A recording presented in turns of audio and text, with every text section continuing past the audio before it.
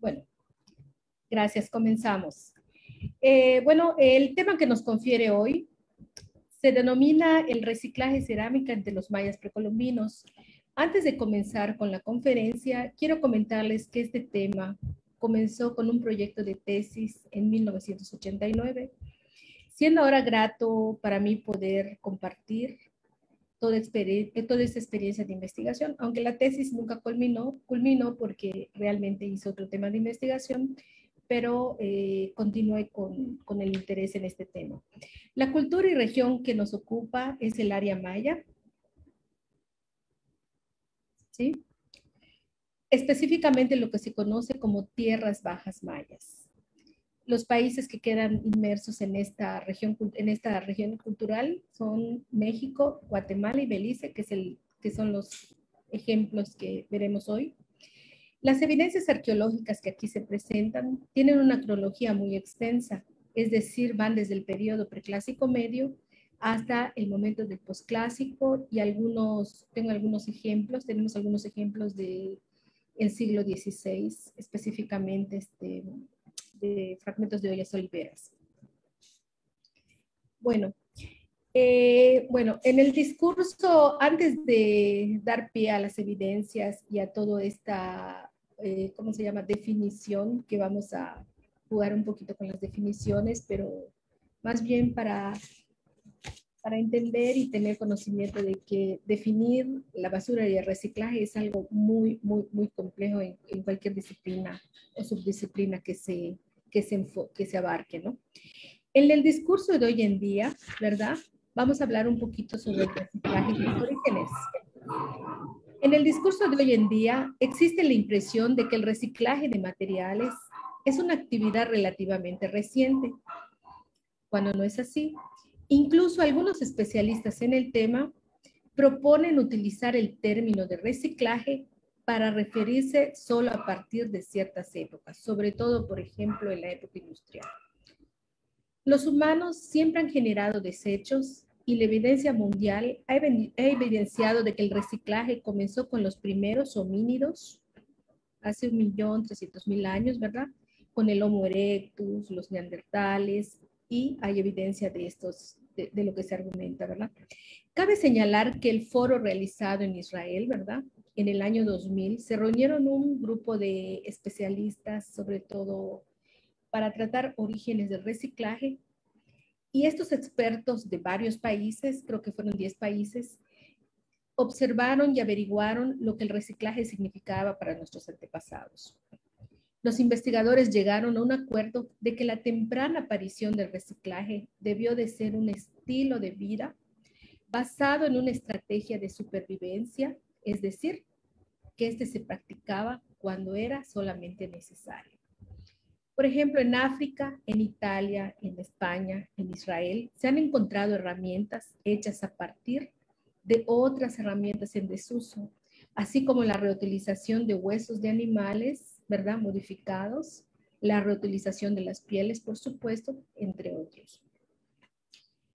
En las ciudades antiguas de Europa se siguieron 3 métodos básicos, esto a manera de síntesis, aunque es mucho más complejo, para la disposición de sus residuos sólidos. Primero, en muchas ciudades los desechos simplemente se dejaban, ¿verdad?, en el suelo de las casas o se arrojaban a la calle, lo que eventualmente causaba que el nivel de las calles subiera, es decir, muchísimos metros. El segundo método de disposición de residuos sólidos requirió la recolección de los desechos y su transporte fuera de las ciudades. El tercer método de disposición de los residuos se refiere a la recuperación y uso productivo de los mismos. El de productivo lo voy a dejar entre comillas porque cuando veamos los ejemplos del área maya estaremos un poquito en desacuerdo con esta síntesis que hacen de las 3 clases de estrategias de los desechos, reusándolos o reciclándolos, ¿verdad? El reuso y reciclaje de materiales de desecho tiene una larga historia. Este es un compendio de Medina, 1999. Es un antropólogo y es un ecologista ambiental. Bueno.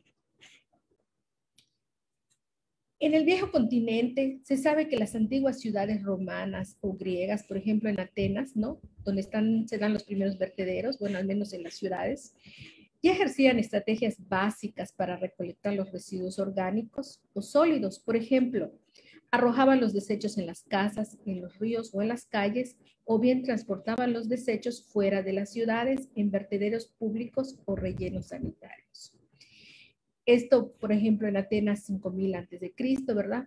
Un claro ejemplo arqueológico que aquí les muestro es la acumulación organizada de los desechos, que es el ejemplo del Monte Testacho, que es uno de los vertederos más grandes hallados, con 500 millones de metros cúbicos, con restos de ánforas béticas o africanas en las que se transportaba el aceite, la salsa de pescado o el vino que viajaba en los pecios en la ruta, ¿verdad? Del siglo I al III. Este ejemplo da idea de la magnitud del problema en la época y de que las ánforas eran el residuo sólido urbano romano más popular en aquella época, después de Cristo. Después de depositar el producto en almacenes, es decir, el aceite, la salsa o el vino, por ejemplo, lo vaciaban y estas ánforas se transportaban ya sea en quizá algunas carretas o en algún vehículo que es que para transportar tierra adentro, ¿verdad? Se rompían y se apilaban de manera organizada. Es decir, no era un vertedero que estuviera desaparecido. Poco a poco se iba acumulando por muchos años, ¿no? Si pasamos al siglo XVI,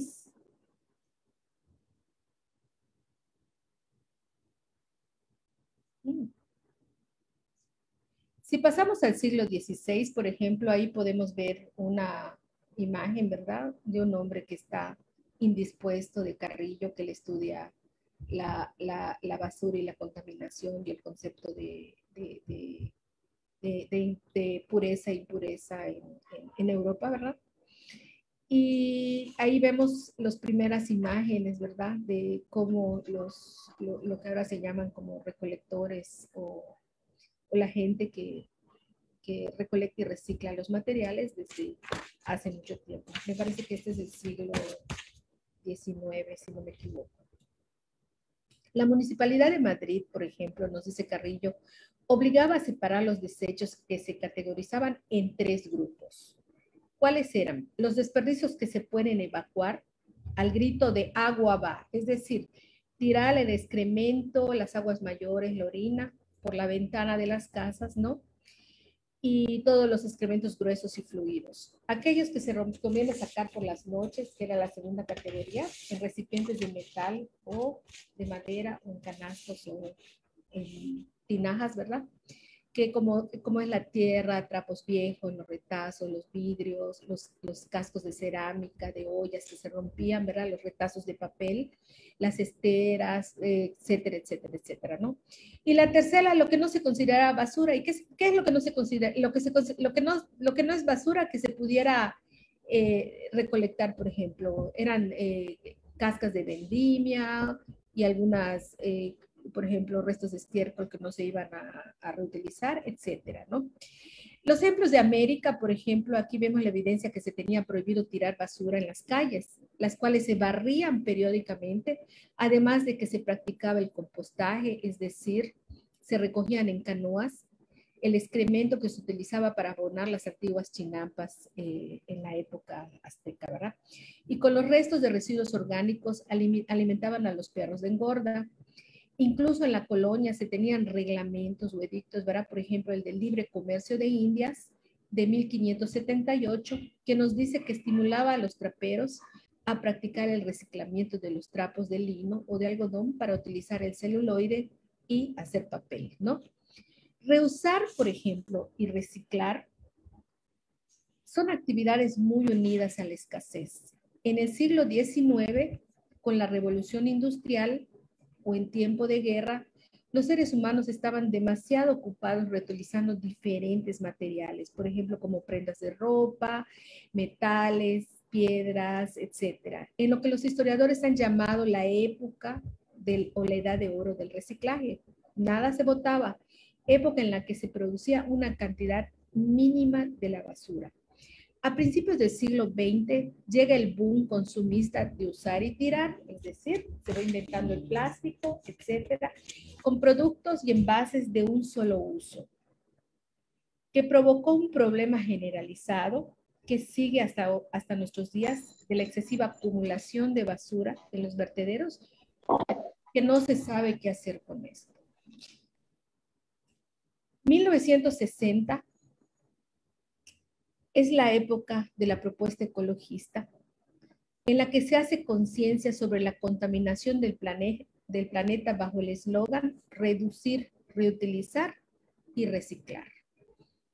En 1970 tuvo lugar el primer Día de la Tierra y con él se dio a conocer el logotipo que al día de hoy todos identificamos como el holográfico internacional de reciclaje, que es el que vemos en la pantalla, el signo de móvil, ¿sí? Se hizo un concurso en Estados Unidos, ¿sí? Para no encontré ventanas en la carpeta basurero con el signo de móvil. Las modifié el 5 de mayo de 2021. Perdón. Creado por Container Corporation de América, una empresa de cajas de cartón que buscaba un símbolo para sus productos de papel reciclado. A un lado del problema ambiental y de salud, el reciclaje ha calado hondo en nuestra sociedad actual. Tanto así que ha nacido el upcycling, es decir, como tendencia artística en nuestra sociedad actual. Tanto es así que esta tendencia se basa en el acto de reutilización de objetos o materiales de desecho como materia prima para la creación de obra de artes. Hoy en día, temas que abordan los circuitos de reutilización de la basura y su reciclaje en términos de la importancia de las relaciones sociales que se crean a partir de la larga cadena de actores, llámese productos, consumidores, desechadores, recolectores, intermediarios, el Estado mismo, ha entrado en un fenómeno de reflexión en el ámbito no solo de lo artístico, sino también de lo filosófico, lo antropológico, lo sociológico, lo ecológico y como ustedes quieran enfocarlo. Bueno, este es un resumen general, ¿no? Como una introducción. Y aquí pueden ver una gráfica a la izquierda, ¿verdad? De la época por ejemplo, en épocas de guerra se estimulaba a reutilizar, ¿verdad? Y el reciclaje para hacer otro tipo de productos que servían para la guerra, ¿no? A la izquierda y el signo de móvil. Bueno,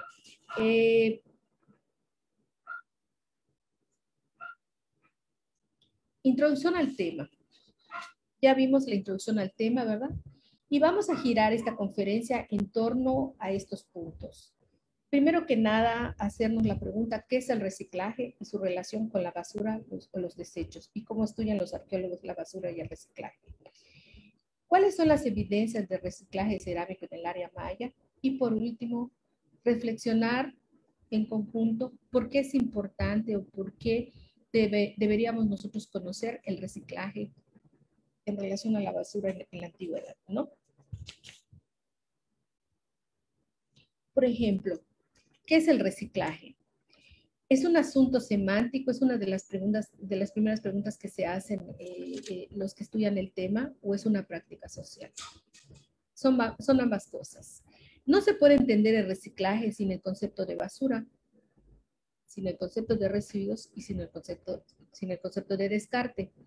Esta terminología ha sido propuesta en términos economistas y ambientalistas y ha sido aplicada sin distinción en el ámbito de las humanidades. Por ejemplo, de manera general, ¿no? Pensamos que el término basura se refiere a cualquier residuo inservible que nosotros desechamos o a todo material no deseado y del que se tiene intención de desechar y por ello se diferencia de los residuos, que es todo lo que se puede ser reutilizado, reciclado en términos de aquellas materias generadas en las actividades de producción y de consumo, que no han alcanzado un valor económico o que estorban en el contexto en el que son producidas. Eso es lo que nos dice la propuesta ecologista. En el enfoque económico-ambiental, la reutilización y el reciclaje no son sinónimos, son términos que deben de separarse. Bajo este enfoque se define la reutilización como la recuperación de materiales de desecho que mediante una ligera modificación se utilizan nuevamente para el propósito original para el que fueron hechos. Por otra parte, el reciclaje requiere algún tipo de procesamiento físico, biológico o químico, de modo que se puede utilizar como materia prima para nuevos productos. Bajo estas definiciones, el reciclaje se considera una respuesta adaptativa a la escasez, una actividad económica en la cual individuos y sociedades tratan de hacer un uso más eficiente de los recursos. Por otra parte, el homo reciclares, como nos dice Montero, es mucho más complejo de lo que pensamos. Bajo un enfoque de la antropología, nos dice que estudiar los restos, los desechos, la basura y encontrar categorías de análisis, como el mismo término reciclar, encierra tantas confusiones e interpretaciones que le suma más trabajo a nuestra investigación. La basura es una materia intercambiable, transformable, muchas veces invisible. No la vemos, ya que pasa por estados que no vemos, los cuales, sin embargo, están generando lazos sociales, económicos, estilos de vida, concepciones sobre la materia, sus ciclos e incluyendo a los contextos ecológicos. Reciclar según se mire, sus ciclos reciclar según se mire, se escuche, se haga o se busque en el diccionario, cambia su significado. Según los diccionarios, reciclar y reutilizar, renovar, analizar la palabra del prefijo re es indicativo de una repetición de algo que se vuelve a hacer. Ciclo supone un ordenamiento de procesos sociales o de acciones, es decir, que volvemos a poner en ciclo aquello que lo habíamos sacado de circulación. Pero aquí la pregunta que nos concierne es, y es una pregunta muy importante, es ¿en qué ciclo estamos? Es decir, ¿a cuál ciclo nos referimos de ese circuito social? Muy importante es que podemos decir que existen objetos que los sacamos de circulación, ¿verdad? Los convertimos en basura o en depósitos de descarte o en reserva, siendo descarte o reserva que no es lo mismo que basura. Es decir, dependerá la definición del circuito social en que uno esté inmerso con aquella actividad. Entonces, Newman, arqueóloga y antropóloga, nos dice que bajo un enfoque más filosófico y arqueológico, piensa que en la cultura material de la basura y el reciclaje no se deberían considerar a los desechos ni a los objetos rotos, sucios u obsoletos como receptores pasivos de las acciones humanas. ¿Qué nos quiere decir Newman? Que así como nosotros producimos y cambiamos la basura, también la basura nos impacta a nosotros y nos cambia. Desde la antropología se pone atención a las prácticas que refieren a ciclos de uso, no a los objetos, manufactura, reutilización, intercambio en su contexto social, más que al objeto mismo. Reciclar es el resultado de un sinfín de acciones con respecto a la cultura material, social y tecnológica, introducida en circuitos formales e informales del reciclado de todo tipo de materiales. La basura es relativa, ¿por qué? Porque se le define en términos sociales, pues a esta se le define por su vinculación con otras cosas que no son calificadas como basura. La basura es dinámica o cambiante porque guarda relación con los hábitos, con las normas sociales, con el significado simbólico y los valores culturales y económicos, que son los que constantemente definen y redefinen lo que se guarda y lo que se descarta. Hudson y Stanton propusieron que la reutilización de los restos cerámicos se base en estrategias culturales. Propusieron que se base en estrategias culturales más que en razones prácticas. Y estas normas culturales son las que rigen la disposición de la basura doméstico ritual de las culturas antiguas, considerando que no siempre obedece a una lógica práctica en términos económicos, ecológicos o de eficiencia. Esta es muy interesante la propuesta de Hudson porque nosotros siempre insistimos en esta cuestión económica, ambiental, contaminación, pero a veces no escuchamos ese discurso. A veces nosotros pensamos que el discurso de guardar o desechar va mucho más allá de una cuestión de eficiencia, economía, política, Estado, ¿no? Sí, es un factor cultural. Y por eso los discursos de el mundo limpio, ¿no? Cambiante, etcétera, no van por ahí, sino que el discurso es mucho más cultural. No es lo mismo, por ejemplo, si uno trata por ejemplo, en una comunidad, ¿no? Supongamos de recolectores, ahí guardan casi todo, pero nosotros vamos a una cultura de desecho, ¿no? Es comprar y tirar, entonces son contextos sociales muy diferentes. Bueno, esta es la parte que quería compartirles, un poco, quizá la parte más complicada y aburrida, pero es importante que nosotros sepamos que las definiciones no son tan precisas, ¿no? Bueno, ¿cómo estudian los arqueólogos la basura y el reciclaje? Bueno, la primera intención de estos productos, al menos yo voy a enfocarme aquí en la ponencia en cerámica, se da a modo de catálogos, ¿verdad? Y una de las cosas importantes que la arqueología empezó a hacer es estos catálogos de artefactos modificados, ¿sí? Que asocian la forma con la función, es decir, les dan una función a los artefactos sin haberla corroborado o comprobado, simple y sencillamente se estudia el objeto desde este enfoque, ¿no? A partir de 1970, ¿verdad? En el tema de la basura y el reciclaje, hay un artículo muy famoso de Michael Schiffer, ¿verdad? Sobre los modelos de formación de contextos sistémicos y arqueológicos.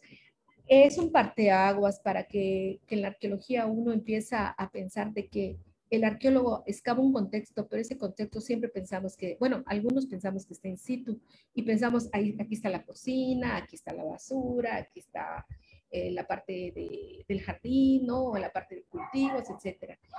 Sin embargo, Michael Schiffer nos presta atención a de que una cosa es el contexto con el que llega in situ el arqueólogo y otra cosa es el contexto que ha pasado por un proceso dinámico y de formación, que es lo que debe interpretar el arqueólogo, y no solo bajo una perspectiva, ¿verdad? Porque en este caso, por ejemplo, como hoy en día estudian los arqueólogos con la parte, por ejemplo, de los suelos, ¿no? La formación de la parte geológica, ¿no? La parte de, etcétera. Hay muchas disciplinas que entran en juego hoy en día. Pero Michael Schiffer desde el 72 apuntaba a este tipo de enfoque. Luego surge el modelo etnográfico, ¿verdad? Empiezan a tratar la basura y el reciclaje bajo los tres principios básicos: economía del mínimo esfuerzo, la minimización de obstáculos, la retención temporal de materiales potencialmente reusables o aprovechables. Es decir, con una visión muy economista, entonces empiezan a hacer estudios de solares en lugares en sitios contemporáneos, ¿verdad? En casas familiares contemporáneas, y empiezan a ver el comportamiento humano a través de estos estudios etnográficos. Llegan a la conclusión de que la cerámica tiene una función primaria para la cual es fabricada y una función secundaria, es decir, diferente a la de su uso primario. Por ejemplo, una vasija puede tener ciclos de uso y reutilización desde diferentes reciclamientos, ¿no? Para la misma época, los antropólogos, sin ser influyentes de la arqueología, empiezan a estudiar la basura desde el punto de vista de la contaminación, de la pureza, la impureza, la parte de la ritualidad, sobre todo en la sociedad ritual, en las sociedades primitivas. Un clásico es el de Pureza y Peligro, recomendable para leer, ¿verdad? El de Mary Douglas, de 1973. Desde la parte de la sociología, también se estaba estudiando la basura y la reutilización o reciclaje, como le vayamos a llamar. El basurero, antropología de la miseria.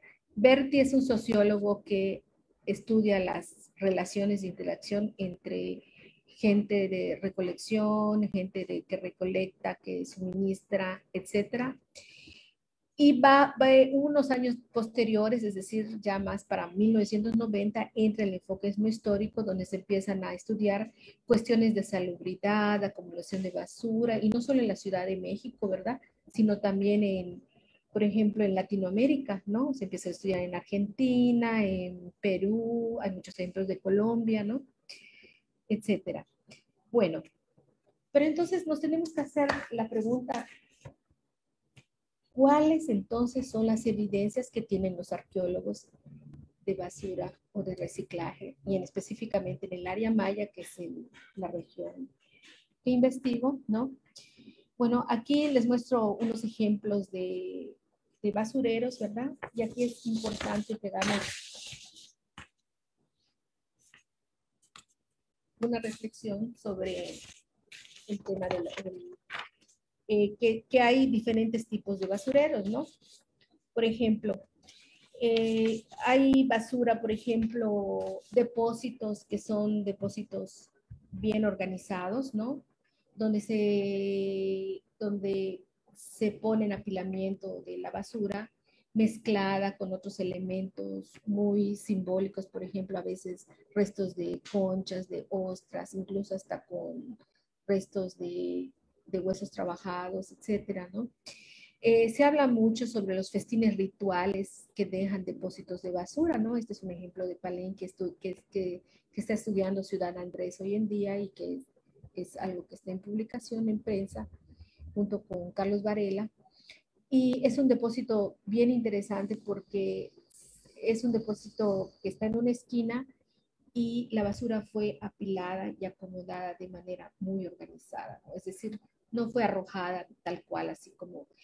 Hay otro ejemplo de basureros como rejolladas, por ejemplo, donde la basura que se va arrojando, no se sabe en este caso de Chichén Itzá, por ejemplo, si es ritual, pero los arqueólogos me comentaron que en ese depósito encontraron toneladas y toneladas y toneladas y toneladas de vasijas fragmentadas, ¿verdad? Y uno de los indicadores cuando son depósitos especiales es que muchas de las partes que están rotas de manera intencional pueden volver a juntarse y formar, ¿verdad? Gran parte de la vasija. Hay otro tipo de basureros donde se arroja, ¿verdad? El material, ¿verdad?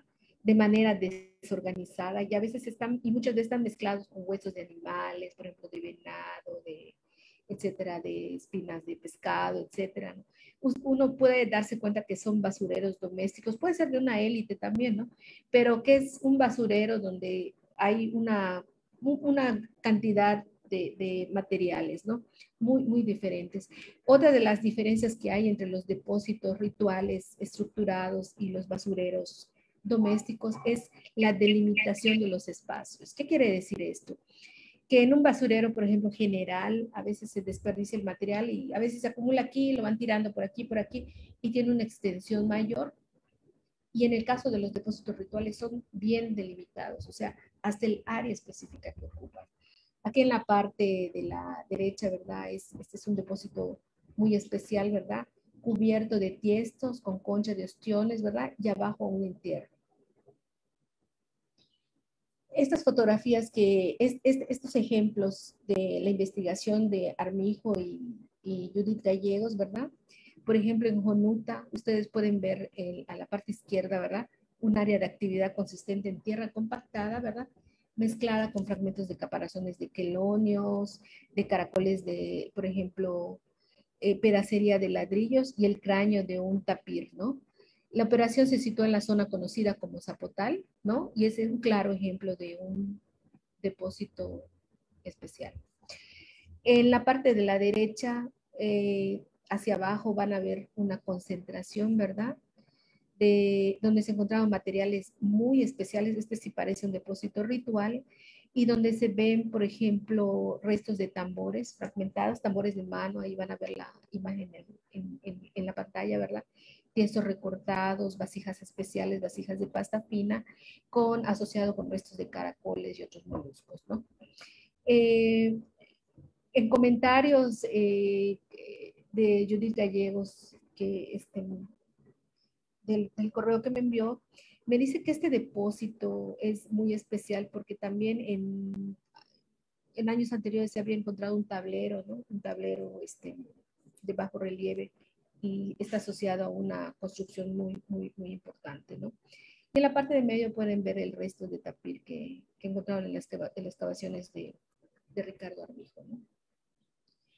También, por ejemplo, el reciclado o la reutilización, porque podemos nosotros utilizar los dos términos dependiendo del ciclo, ¿verdad? O el circuito que nosotros manejemos.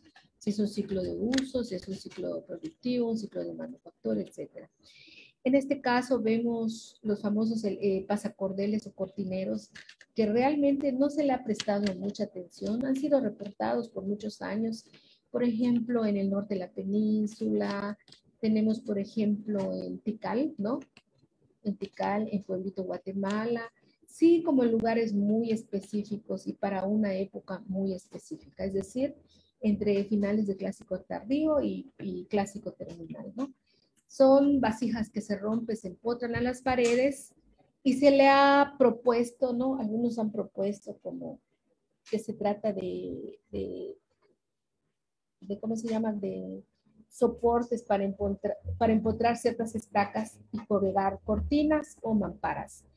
Bueno, con base en la información de los arqueólogos, acá hay una recreación de la posibilidad de uso de estos artefactos, ¿no? En los edificios. Y una característica es que solo se hallan, como les dije, para el clásico terminal, área maya, y para edificios palaciegos, ¿sí? No se han encontrado en contextos menores, domésticos, etc. Aquí hay otro ejemplo de reciclaje como elemento arquitectónico. Por ejemplo, en el norte de la península, aquí vemos un patio de Chichén Itzá, ¿verdad? Esta es cortesía de una foto que tomé en el sitio, pero el objeto de al lado es producto de las investigaciones de José Osorio y de Francisco Pérez. Encontraron este tubo, o es una vasija, seguramente es una vasija periforme trípode, ¿no? Del clásico terminal, que le cortaron la parte de arriba, la parte de abajo y le empotraron en una unidad doméstica como para alcantarilla de drenaje, ¿no? Y eso, por ejemplo, en Chichén son de piedra caliza y en las unidades domésticas menores son en cerámica, ¿no? También en una exposición que tuvimos unas jornadas, comentaron que en Caminal Juyú se utilizan para los tiestos para tuberías, ¿no? Para sostener las tuberías en el sistema hidráulico de ese sitio del preclásico. Y también hay otros ejemplos de drenajes en el área maya, ¿no? Otro ejemplo de reciclamiento, ¿no? Entre los mayas precolombinos regresamos a la región de Comalcalco, en Tabasco, en México. Aquí podemos ver, por ejemplo, las esculturas en estuco, donde se puede ver que esta imagen de Chac modelada en estuco que apareció en unas de las excavaciones de unos edificios palaciegos en Comalcalco, le pusieron pedazos de cerámica para completar las partes curvas y darle curvatura a las comisuras de la boca, ¿verdad? De este personaje. Chac se interpreta como, es un icono que se simboliza en el área maya, pues, dios de la lluvia, ¿no? En el muro medial del Palacio de Comalcalco, Ricardo Armijo dice que los fragmentos se reutilizaron como soporte antes de colocar el enlucido de las paredes de los edificios. De estos edificios, pues, súper monumentales, ¿verdad? Y ese soporte de tiestos de cerámica burda sirvió después para poner el estuco, es decir, un recubrimiento de cal, ¿verdad?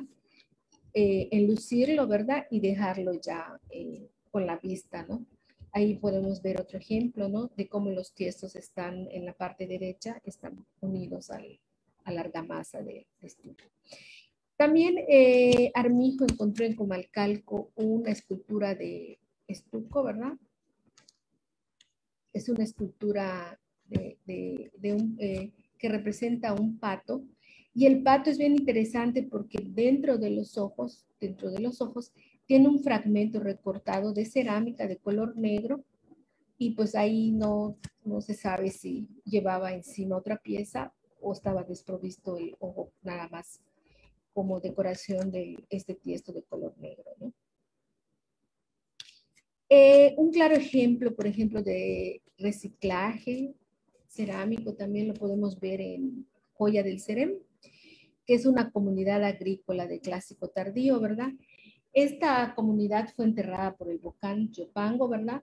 Y las cenizas preservaron todo este sitio, lo pueden ver en la imagen de la izquierda, ¿verdad? Donde se han encontrado restos de frutos, de vegetales, de un montón de evidencia orgánica e inorgánica, ¿no? cubierta y preservada por las cenizas del volcán. Bueno, pues aparecieron asas que se empotraron en las puertas, ¿no? Así tal cual aparecieron, ahí pueden ver en la imagen, que servían como cerrojos, es decir, el asa la ponían vertical, ¿verdad? Y pasaban una estaca, ¿no? Para sostener las puertas.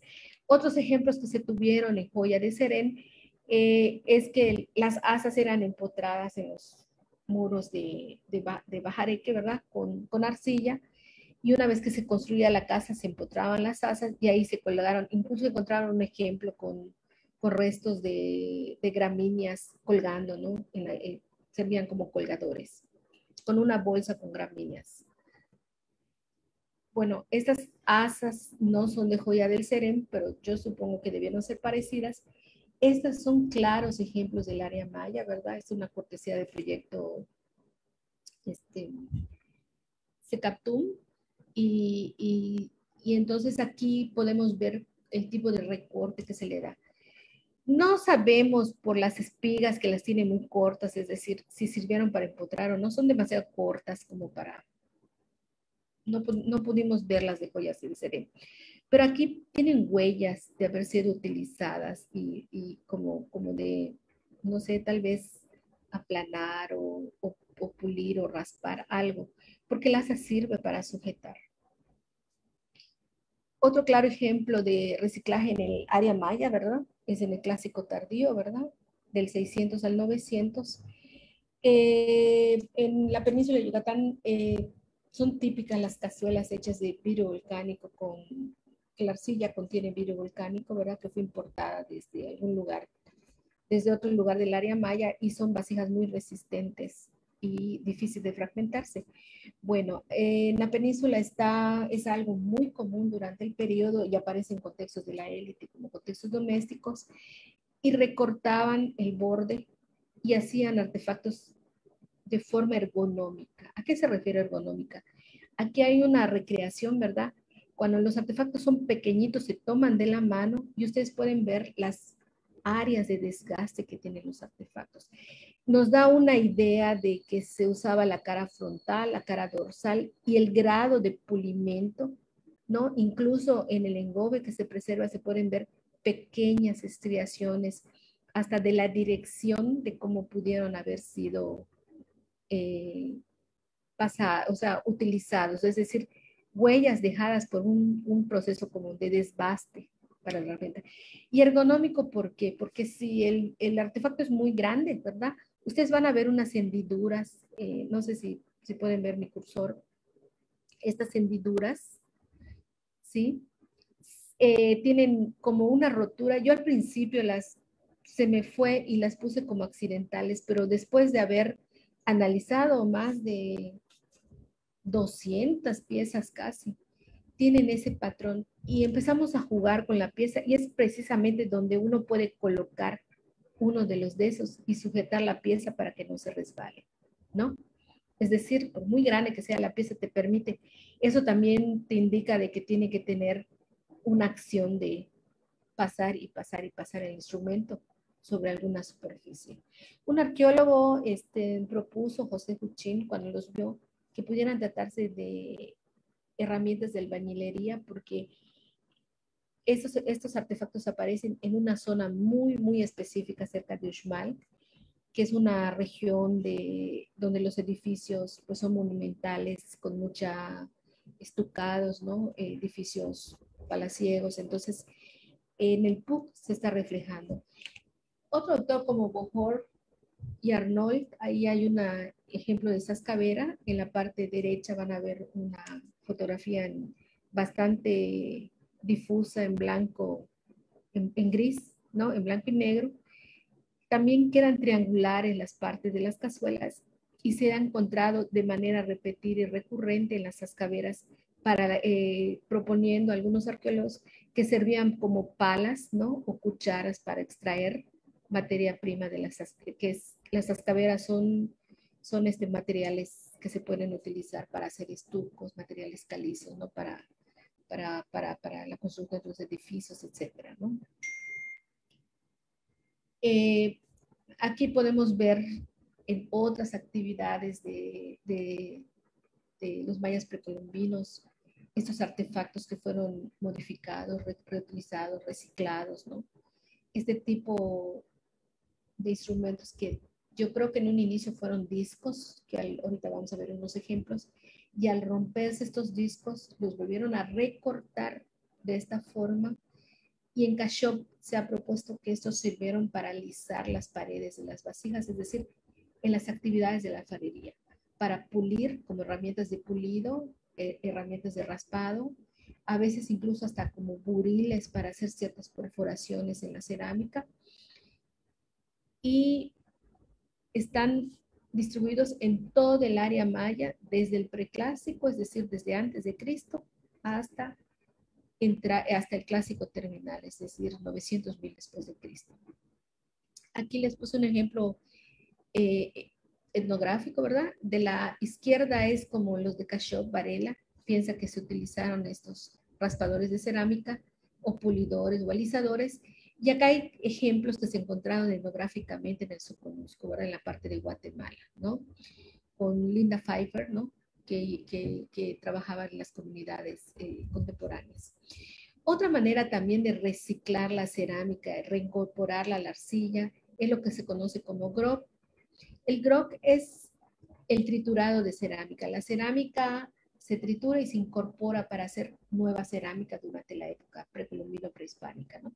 Ahí pueden ver unas microfotografías de cómo salen identificados los pedacitos de cerámica dentro de la arcilla de cerámica prehispánica también. Este es un ejemplo de preclásico. Y es una constante, es bien interesante porque en el área maya, reciclar los tiestos y volverlos a incorporar para hacer nueva cerámica solo se da entre el 700 antes de Cristo hasta el 150, 250 después de Cristo. De ahí no tenemos otra tradición que utilice tiestos reciclados, al menos de todas las muestras y de todos los sitios que se han revisado. Es una constante en el área maya. Pone mayúsculas. También, por ejemplo, los implementos de pesca, por ejemplo, en la tecnología pesquera, los tiestos son muescados, ¿verdad? Se les hacen hendiduras y se encuentran pues, sobre todo en sitios de la costa, en sitios donde hay lagunas, en sitios donde hay cenotes. Nosotros tenemos cavidades con agua aquí en la península de Yucatán y se encuentran la cantidad, por ejemplo, la cantidad, el peso, el tamaño tiene mucho que ver con qué tipo de tecnología pesquera estaban utilizando. Y van desde el preclásico, es decir, del 700 antes de Cristo, hasta el siglo XVI. Las imágenes que ven a color son desde el siglo XVI y vienen de unas ánforas o botijas españolas que reciclaron durante el momento del contacto, ¿verdad?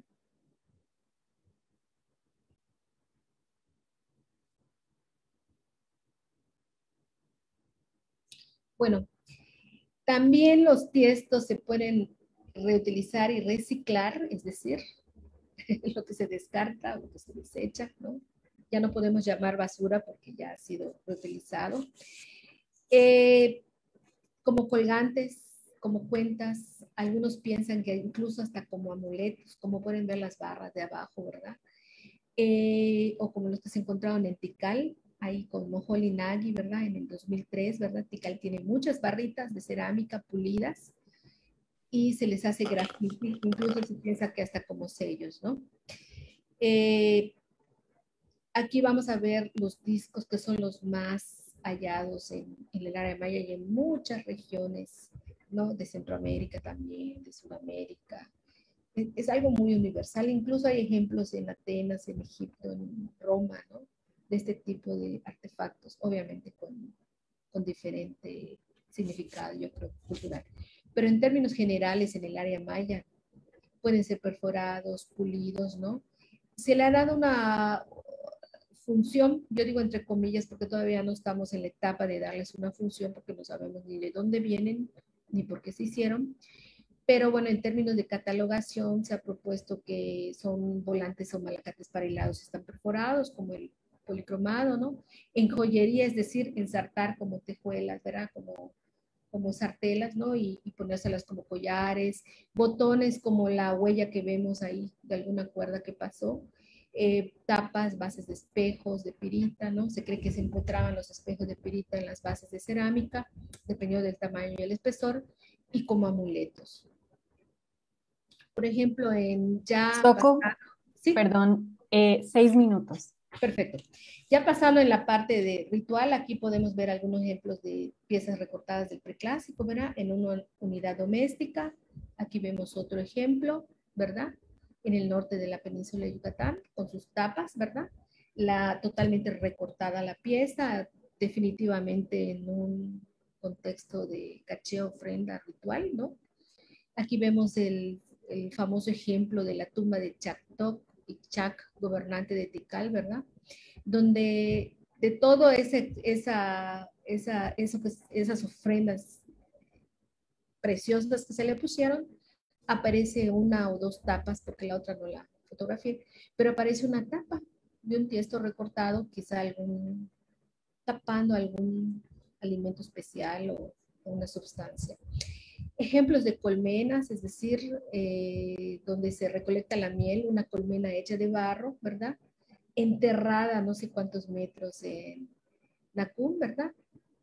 Y esta ofrenda que estaba pintada, ¿verdad? Tiene una tapa del preclásico, es decir, del 400 antes de Cristo, es la tapita del tiesto reciclado, y la colmena es del 700 después de Cristo.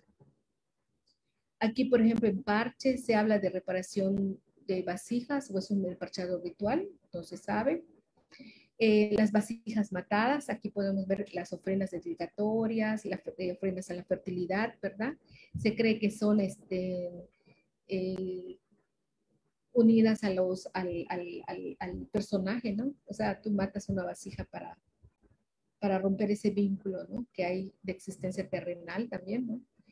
Aquí, por ejemplo, podemos ver los tiestos perforados en Huachactum, ¿verdad? Estas paletas también que aparecieron con un entierro del clásico temprano. Este tipo de instrumentos que no han sido reportados en la literatura, pero parece que tienen de haber sido utilizado, ¿no? Como una cuchara o raspador, etcétera, ¿no? Por la manera ergonómica que están. Y acá hay ejemplos de los desechos que quedan de todo incluso de las partes de donde sacaron los fragmentos para reutilizar, fragmentos que se encuentran in situ y que se ven que están recortados y que pudieron ser parte de la misma vasija, ¿verdad? Morteros que fueron utilizados como pulidores, figurillas que utilizaron como pulidores, soportes de vasija que se cree que utilizaron como tinteros, ¿no? Etcétera, ¿no? Bueno, y aquí les dejo con una imagen alusiva de Linda Brau, ¿verdad? Sobre Momostenango, ¿verdad? Que es un acto ritual que hacen en Guatemala, ¿verdad? De cada cierto ciclo romper las vasijas, irlas acumulando. Aquí podemos ver claramente que es un depósito ritual estructurado y es un ejemplo contemporáneo de hoy en día.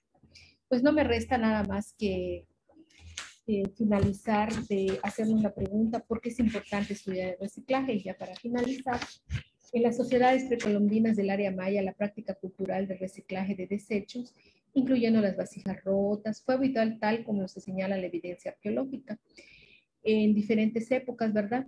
Esta manera habitual de reutilización, reciclaje, como se le quiera llamar, también concierne una variedad de contextos arqueológicos, casas familiares, unidades palaciegas, edificaciones públicas, rituales funerarios, ¿verdad? Cuevas, chuntunes, cenotes, etc. Este tema de la basura y el reciclaje, ¿qué es lo que se tira? ¿Qué es lo que se guarda? Es evidencia del comportamiento humano en relación a su medio ambiente y sobre todo a su comportamiento cultural. Es importante que nosotros entendamos de que muchas veces el hecho de reutilizar y de conservar algo no necesariamente es por razones prácticas y eficientes. Eso es lo que nos enseñan las culturas antiguas. Pues muchas gracias. Buenas noches. Muchas gracias, Socorro, por esta conferencia tan interesante y tan rica y que da para hablar muchísimo. Tal vez, si dejamos de compartir la pantalla y ahorita, bueno, vamos a abrir el espacio para los comentarios y las preguntas de las personas que nos están acompañando, tanto por Facebook Live como por Zoom. Tengo una primera pregunta sobre, en relación así con, o sea, si podrías ampliar casos de reciclaje arqueológico en otras regiones del mundo. A lo largo de la conferencia, bueno, mencionaste algunos ejemplos, pero la persona que nos pregunta quisiera saber un poco más sobre eso. Sí, acaba de salir un libro, por cierto, que es recomendable. Ahorita no me viene a la mente, pero es un libro específicamente de ejemplos mundiales, ¿no? En el resumen que pude bajar, tenía, por ejemplo, estatuas de bronce, ¿no? Que llevaban los pecios para ser recicladas y hacer otro tipo de artefactos, ¿no? En la época antigua. También hablan un poquito de, por ejemplo, el reciclaje de, bueno, esos tiestos que vimos que son interpretados como malacates. Yo lo vi en un museo con unas tumbas egipcias, ¿no? Estaban puestos todos los disquitos perforados, ¿no? Como una ofrenda de egipcia. Muchas gracias. Bueno, tenemos varios comentarios que voy a irlos leyendo y tal vez si la persona que los mencionó quiere poner su micrófono, pues puede hacerlo. De Omar Espinosa, nos dice que qué importante es realizar los análisis con perspectiva tecnológica. En estos casos resaltan las cadenas conductuales y la vida social de los objetos. Jennifer Rodríguez nos dice gracias, muy interesante y es un tema del que casi no se toma importancia o un espacio en el estudio de la historia del arte precolombino. Bueno, tenemos felicitaciones y saludos de Elizabeth, de Enrique Guzmán, de Marta Soto, de Elena, de varias personas, de Francisca, de Daniel, de Mela, de varias personas, de Carlos Varela, mucho gusto, Carlos, qué bueno que estés aquí. Tenemos otra pregunta en el chat.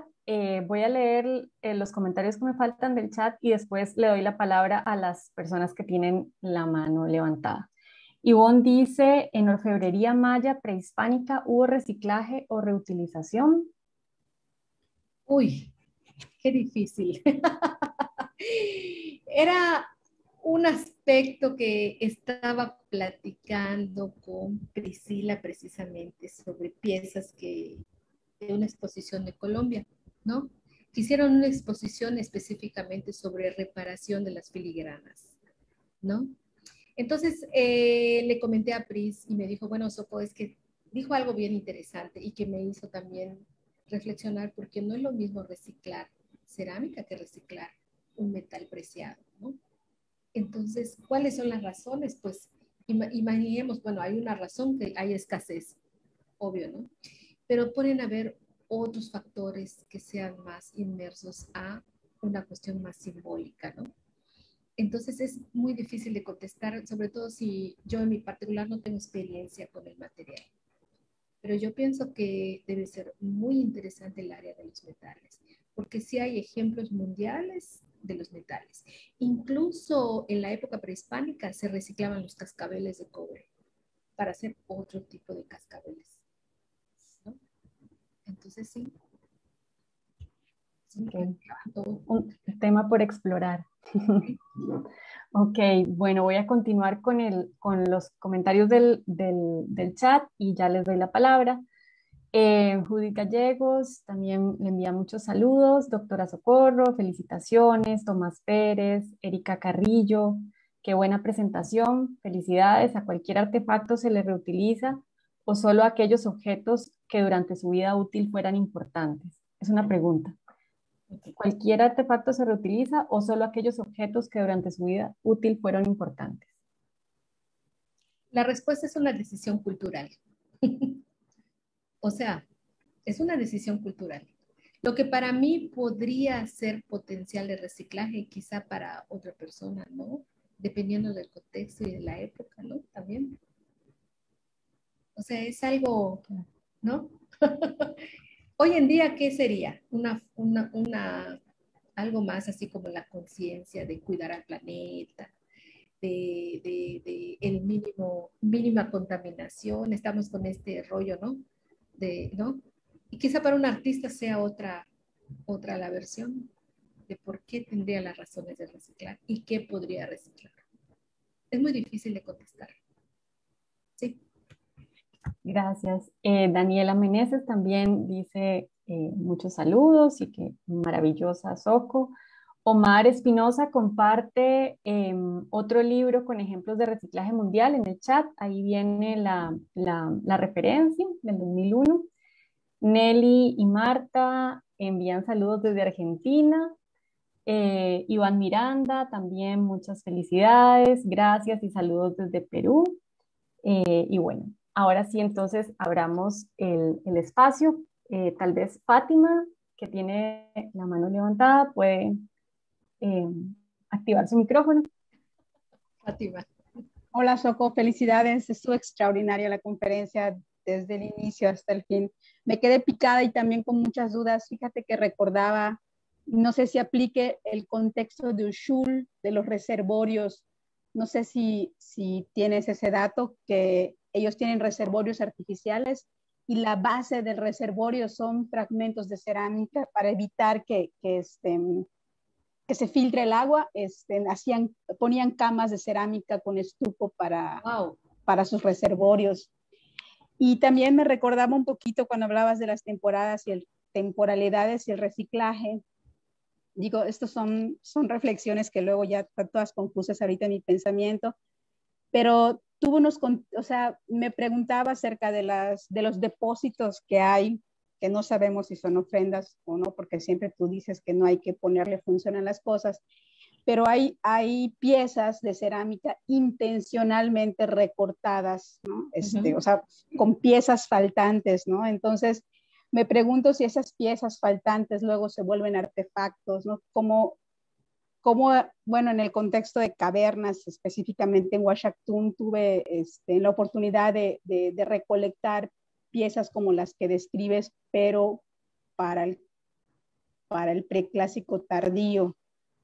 Creo que no tuve para el clásico temprano, pero pues me llamó la atención porque son objetos que no sabemos qué son, pero son piezas recicladas de cerámica, porque tú ves el trabajo previo que tienen y que bueno, fueron puestas, o sea, reutilizados los bordes, pero ya lijados, ¿no? Entonces, te voy a pasar esos datos, a lo mejor luego te sirven para tu colección de reciclados. Sí. Y muchísimas felicidades, de verdad. Ojalá que pronto esté la publicación para revisarla. Saludos. Gracias. Un abrazo, gracias. Muchas gracias, Fátima. Ahora le damos la palabra a Jeffrey. Adelante, Jeffrey.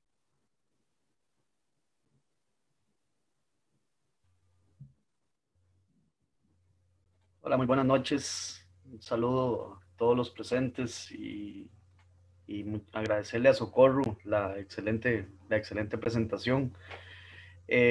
Yo lo que tenía era, bueno, obviamente las felicitaciones. Este tema es muy rico, da para hablar mucho porque, por ejemplo, a mí desde un principio, cuando yo conocí la obra de Michael Schiffer, siempre me agradó. Y por ejemplo, ahora hablamos de reciclaje, pero imagínate, ni siquiera nos metimos en el tema del ciclaje lateral. Todos esos elementos sin salir de su contexto, sí, salir del contexto sistémico que también ocurre en la antigüedad.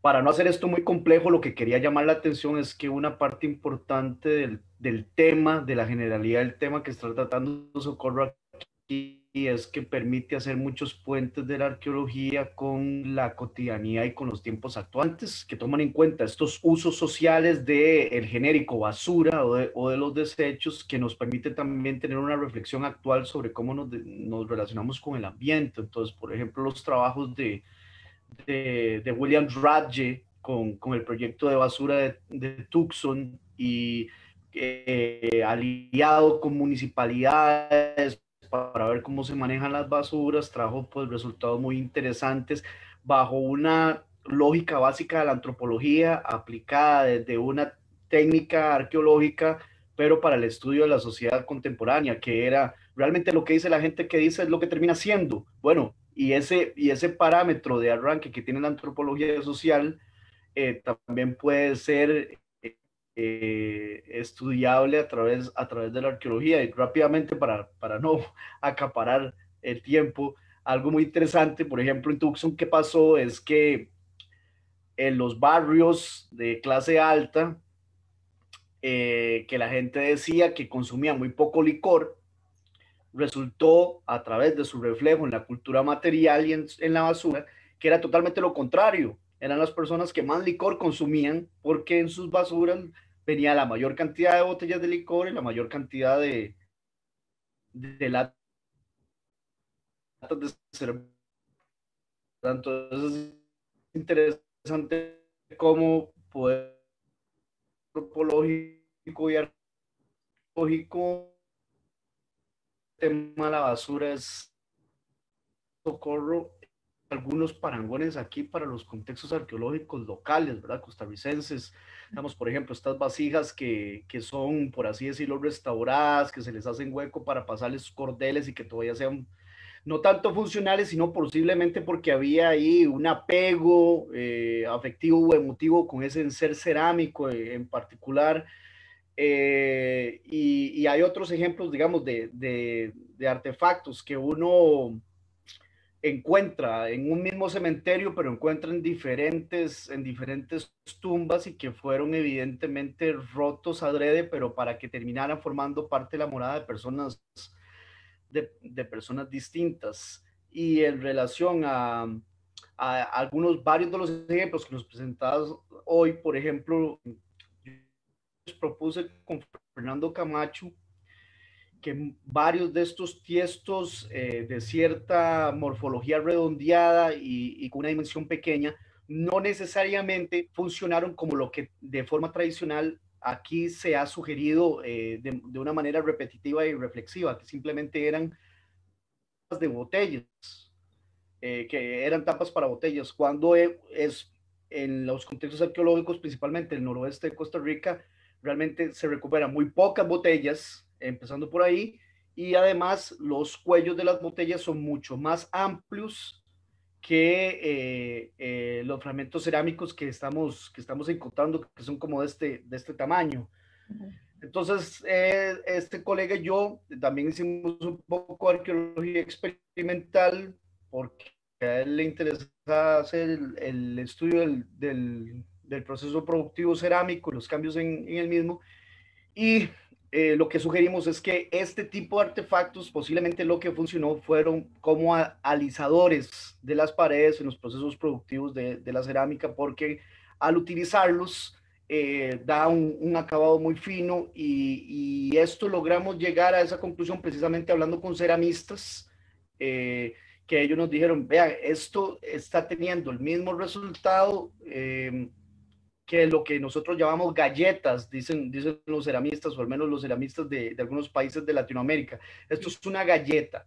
Esto es una galleta precolombina, lo que ustedes están teniendo aquí. Entonces hicimos los experimentos y pues realmente sí servía para alisar. Entonces yo estoy de acuerdo con Soco en esto de que no, de entrada no digamos esto era para esto, sino que busquemos posibilidades y que en efecto con la distancia y todo, pues muchos de los elementos que nos ha hablado Socorro, que también es excelente llevarnos desde hace miles de años atrás en contexto global, porque la cultura material siempre ha estado acompañándonos a nosotros y dependiendo de las necesidades y evidentemente desde los parámetros culturales, porque algo sufra cierto deterioro o cierta rotura, no significa lo mismo que nuestra sociedad consumista, que inmediatamente hay que botarlo y no hay que volverlo a ver porque ya dejó de funcionar por completo, sino que evidentemente eso no es así. Por ejemplo, nosotros tenemos en unidades habitacionales antiguas de acá fragmentos de escultórica pública para utilizarlo como parte de las delimitaciones junto a otros cantos rodados tomados del río. Es decir, este tipo de prácticas evidentemente se extienden a lo largo del globo y a lo largo del tiempo, y nada más quería compartirles algunos ejemplos pues, para poder dialogar, que eso también lo tenemos en la historia antigua aquí de lo que hoy conocemos como Costa Rica, ¿no? Y de nuevo agradecerte, eso como muy interesante. Gracias, mi querido Jeffrey. Gracias. Muchas gracias, Jeffrey. Muy interesante la intervención. De hecho, en el chat Jennifer comenta que sí, que un solo objeto pudo haber tenido muchos usos, ¿verdad? Sí.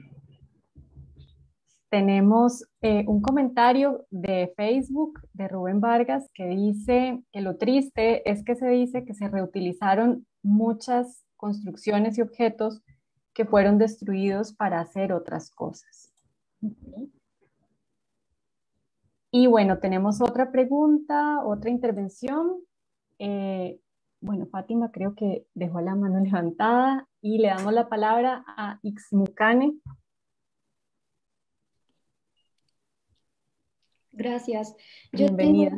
Gracias. Yo tengo una pregunta para Socorro acerca también de esta cuestión de la reutilización o el reciclaje, pero situando un poco más el objeto arqueológico o el objeto antiguo en el caso pues del contexto maya en la actualidad. Yo quisiera saber si Socorro ha abordado o ha tenido alguna experiencia con comunidades que también pues recuperan, ¿no? Objetos en sus tierras de cultivo o en sus propias casas, ¿no? Y que les dan un uso ya sea ritual o como adorno en la actualidad ahora, ¿no? Entonces, esto a mí me parece como interesante porque en el lugar donde yo vivo, que es en las tierras altas de Guatemala, pues en las comunidades donde hay aldeas o pueblos que están asentados sobre antiguas ciudades arqueológicas, es algo que se ha seguido teniendo, ¿no? O sea, el objeto antiguo como adorno en la casa actualmente, ¿no? Entonces, es una pregunta que me surge también con todo este tema y muchas gracias.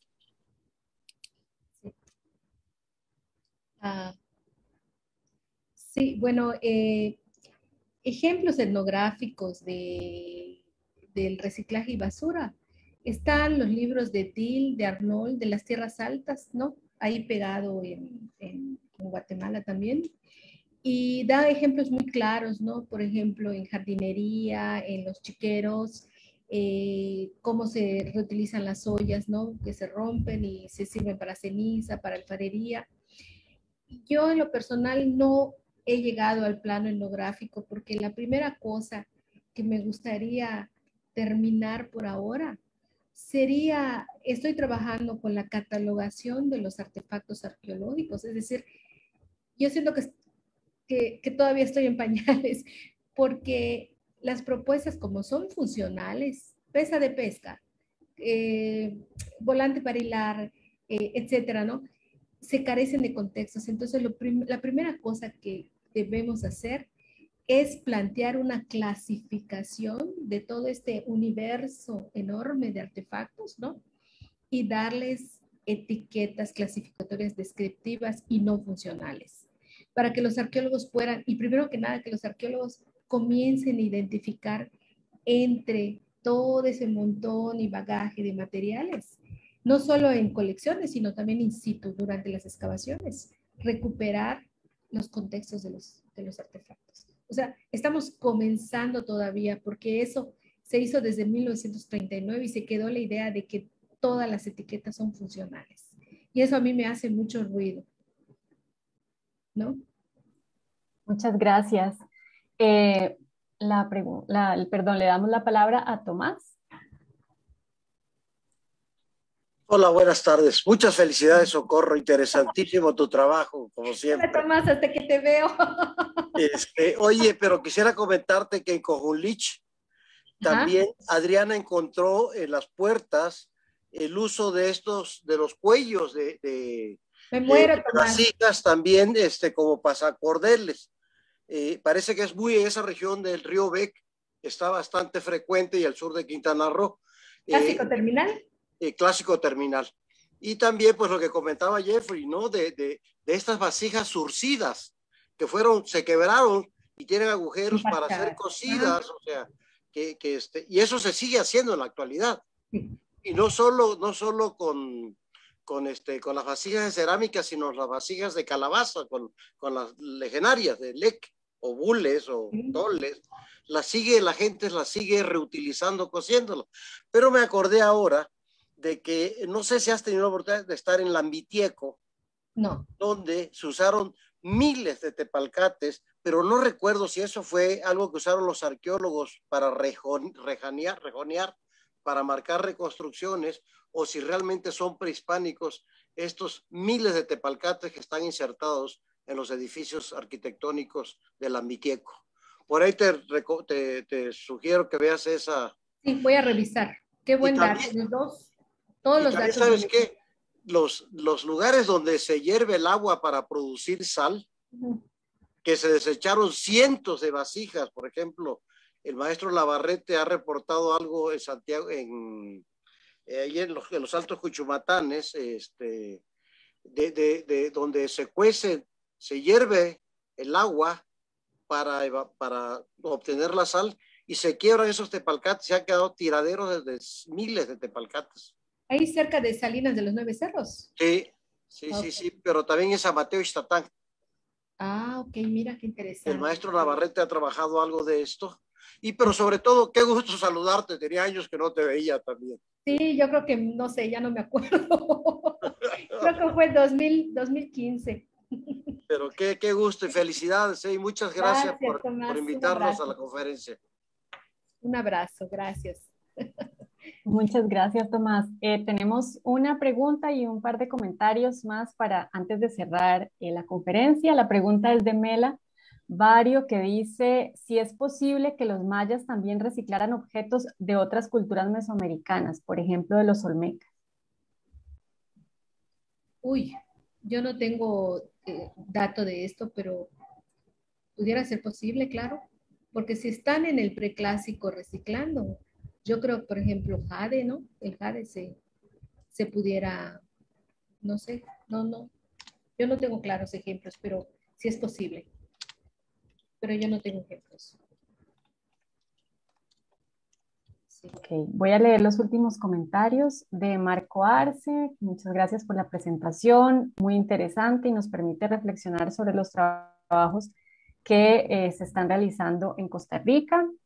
De Erika Carrillo, muchas gracias por la charla, gracias por la bibliografía, me interesa el tema de los basureros prehispánicos y les serán de gran utilidad. Nuevamente felicidades. Mónica Aguilar, excelente tema, muchas gracias Socorro por compartir su conocimiento y experiencia en temáticas que son por lo general poco trabajadas. Ariana dice muchas gracias, excelente plática. Y Jennifer Rodríguez, bueno, tenemos más comentarios que llegan. Jennifer Rodríguez dice, muchos de los objetos, por ejemplo, del área andina, fueron recuperados de la Casa de los Pueblos o aldeanos y llevados a los museos. Y muchos de estos estaban siendo usados totalmente en algo que no era su principal uso.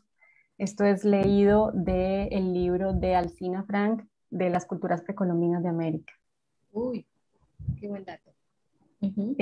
Luego Omar dice, coincido con la doctora Socorro, hay que replantear los marcos de análisis y clasificación arqueológicas. Las etiquetas muchas veces impiden una interpretación más integral de los objetos.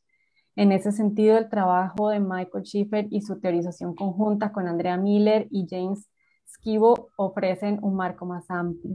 Sí, efectivamente. Jeffrey dice, bueno, cualquier cosa para aclarar, tepalcates es lo que en Costa Rica llamamos tiestos, fragmentos cerámicos. Muchas gracias, Jeffrey. Tomás Pérez dice, sí, hay muchas piezas olmecas recicladas por los mayas. Tomás es olmequista. Él es un especialista. Ahí está la respuesta. Bueno, creo que no tenemos más comentarios y más preguntas. preguntas.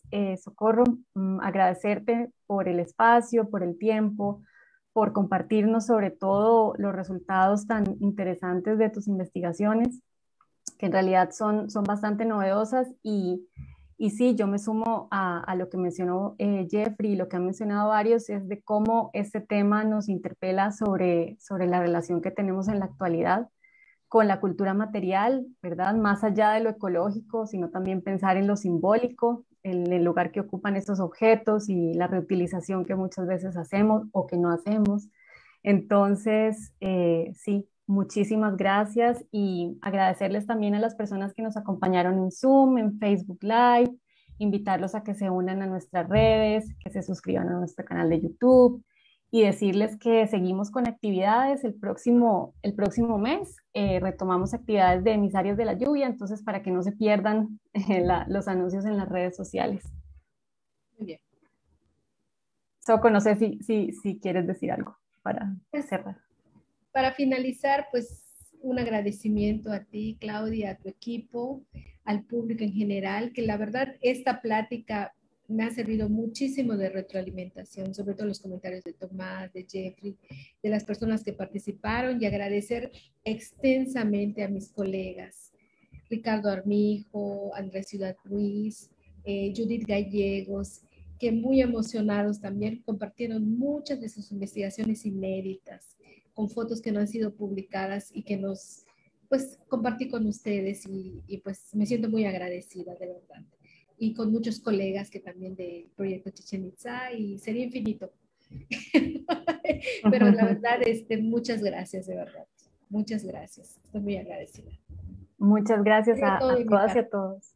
Bueno. Muchas gracias y esperamos que nos acompañen en las próximas actividades o que quienes están en Costa Rica nos visiten en el museo. Perfecto. Buenas noches. Buenas noches. Adiós. Adiós. Chao.